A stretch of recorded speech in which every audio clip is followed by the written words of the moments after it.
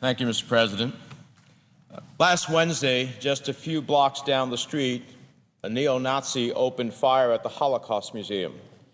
He murdered a security guard and terrorized the museum's visitors, including school children, who had come to learn, to express sympathy, to pray. That evil act was the work of a killer who had made his hatred of other religious and ethnic groups well known. And it was a reminder that intolerance, ignorance, and anti-Semitism have not yet been defeated in our world. This tragedy reminds us of the need for sound understanding of one of the darkest episodes in the history of the world. Far too many misrepresent the significance of the Holocaust, especially in regards to the state of Israel and her people. And far too many deny it happened altogether out of bigotry, hatred, and spite. In the face of so much misunderstanding, I'm compelled today to speak up about the role of the Holocaust in Israel's history and Israel's challenges in preventing anti-Semitic murder from continuing to happen. Mr. President, the Holocaust was the most sinister possible reminder that the Jewish population in exile was in constant jeopardy. It was a definitive argument that anti-Semitism could appear anywhere, and its horrors galvanized international support for the State of Israel. Well, let's be very clear. While the Shoah has a central role in Israel's identity, it is not the reason behind its founding, and it is not the main justification for its existence.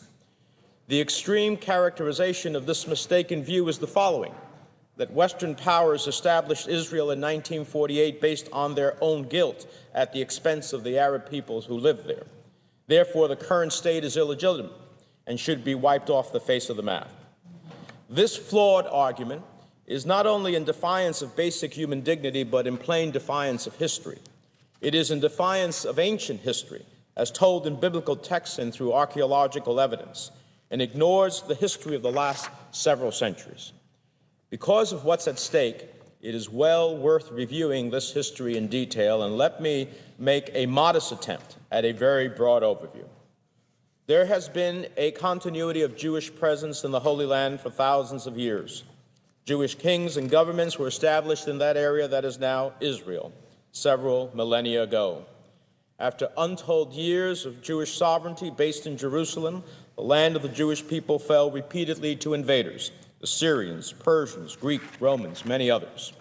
Jews were repeatedly massacred and expelled, and the departure of so many from the land they had always called home developed into an unparalleled diaspora. From the 16th century until the early 20th century, the land that is now Israel was under the control of a distant Ottoman caliphate based in Istanbul. And during this time, as earlier, many Jews returned to their ancestral homeland.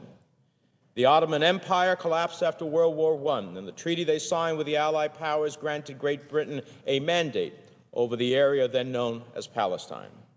The League of Nations endorsed and clarified this mandate in 1922, requiring Britain to reconstitute a Jewish national home within the territory they controlled, in accordance with a declaration made by British Foreign Secretary Balfour in 1917, making the restoration of Jewish communities in that area a matter of international law. By the time World War II had ended, there were more than 600,000 Jews living in the British Mandate of Palestine. In 1947, the United Nations approved a plan to partition the territory into Arab and Jewish states. The Jewish Agency accepted the plan. The Arabs did not. On May 14, 1948, the State of Israel declared its independence. On May 15th, 5 Arab nations declared war.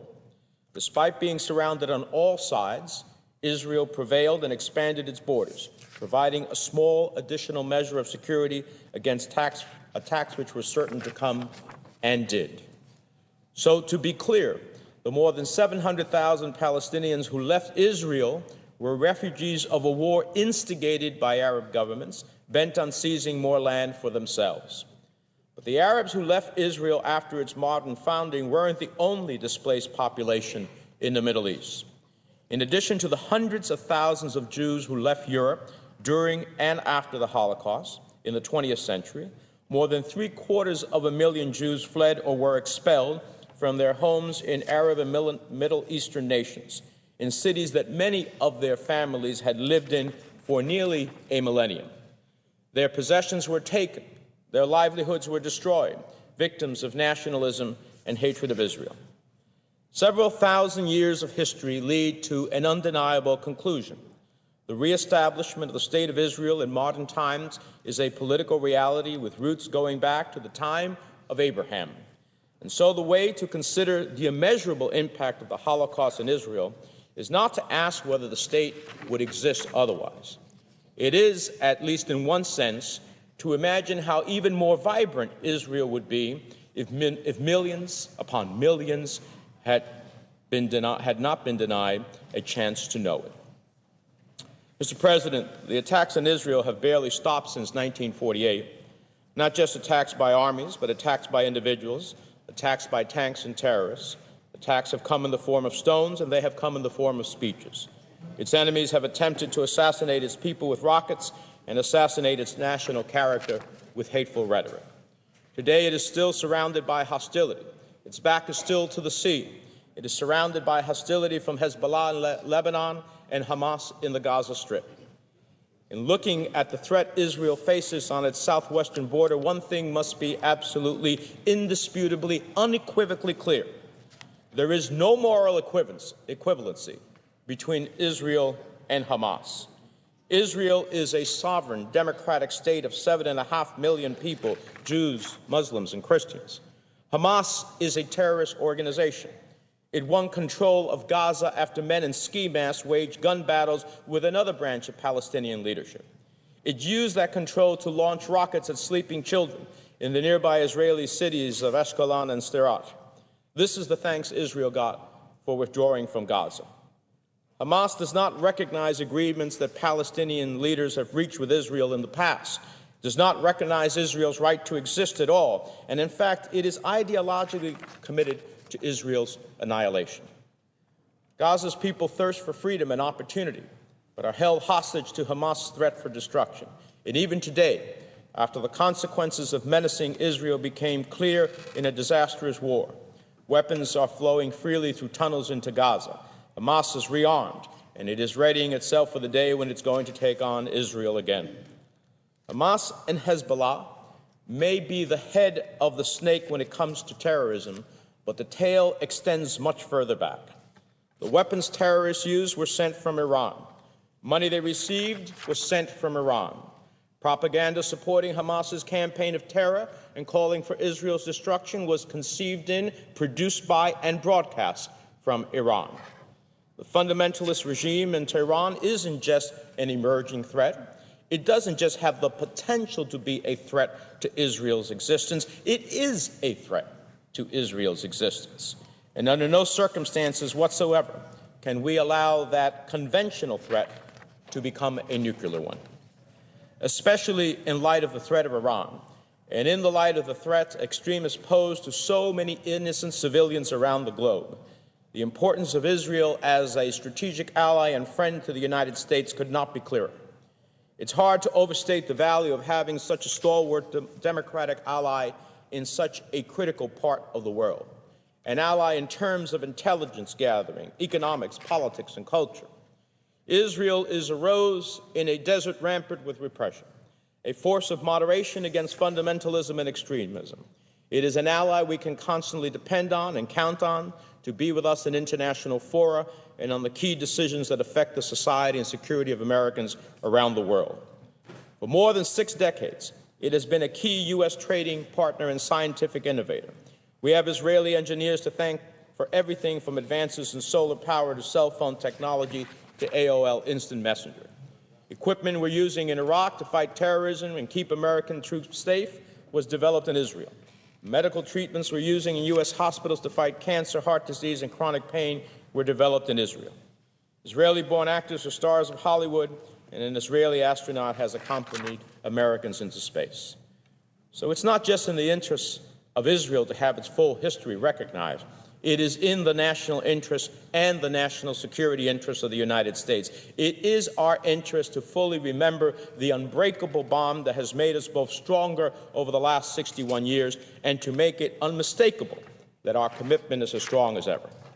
Mr. President, the argument for Israel's legitimacy does not depend on what we say in speeches. It has been made by history. It has been made by the men and women who have made the desert green, by Nobel Prizes earned, by groundbreaking innovations and enviable institutions, by lives saved, democracy defended, peace made, battles won. There can be no denying the Jewish people's legitimate right to live in peace and security on a homeland to which they have a connection for thousands of years. We can and must move forward in the peace process and look for ways to reach agreement between all sides. But we cannot erase the moral distinctions between tyranny and freedom, and we must not edit history. If we stay true to history and follow our moral compass, I'm optimistic that talks can lead to understanding and resolution of the very sensitive, detailed, and tough issues we face. The next pages of Middle Eastern history are not doomed to be stained by an endless, senseless fight to the death. It doesn't have to be that way.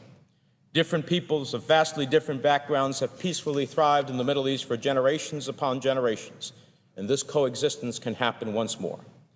Let us remember the words of Egyptian President Anwar al-Sadat in 1978 when he accepted the Nobel Prize for Peace, words that not long before would have seemed incredibly unlikely. He said, quote, "Let us put an end to wars. Let us reshape life on the solid basis of equity and truth. And in this call of the great majority of the Arab and Israeli peoples, and indeed of millions of men, women, and children around the world that you today honoring, these hundreds of millions will judge to what extent every responsible leader in the Middle East has responded to the hopes of mankind." Mr. President, I have been to Israel. I have shaken the hands of its citizens and visited its holy places. I know that in the heart of Israelis there is a strong desire for peace, and we can never lose sight of why peace is so important. After the unspeakable horrors of the Holocaust, the Jewish people would forever be mindful that no one knows what turns history will take. And every day we're mindful that anti-Semitism has not gone away, whether in the form of a firebombing of a French synagogue, defamatory comments by a government official in South Africa, or a senseless murder here in Washington, D.C. Israel is the one place in the world, the one place where anti-Semitism can be structurally impossible. It is a field of hope on which fear can be vanquished, an island of refuge that can stand firm no matter how stormy the sea of history turns. And that's why we must always keep it safe and always keep it free. The United States is not simply allied with a government. It is an ally of Israel's people. It is an ally of Israel's democratic ideals. It is an ally of its history, of its aspirations for peace and prosperity, its can-do spirit and amazing resilience in the face of threats from all sides. In that sense, we're not just Israel's allies, we're admirers, we're partners, and we're friends. I plan to do everything I can to see that we support that friendship this year, next year, and every year thereafter. Let me close by saying Martin Luther King said, quote, "The arc of the moral universe is long, but it bends towards justice." We know that in Israel's quest for security, there will be trials along the way. There will be setbacks and there will be dangers too tremendous for words. But if we continue the work that we do and continue to stay true to the values that drive our journey, then the long arc will eventually rest in place in the land of Israel. And it is a just and lasting peace that will be at hand. Thank you, Mr. President. I yield back whatever time I may have left, and I yield the floor.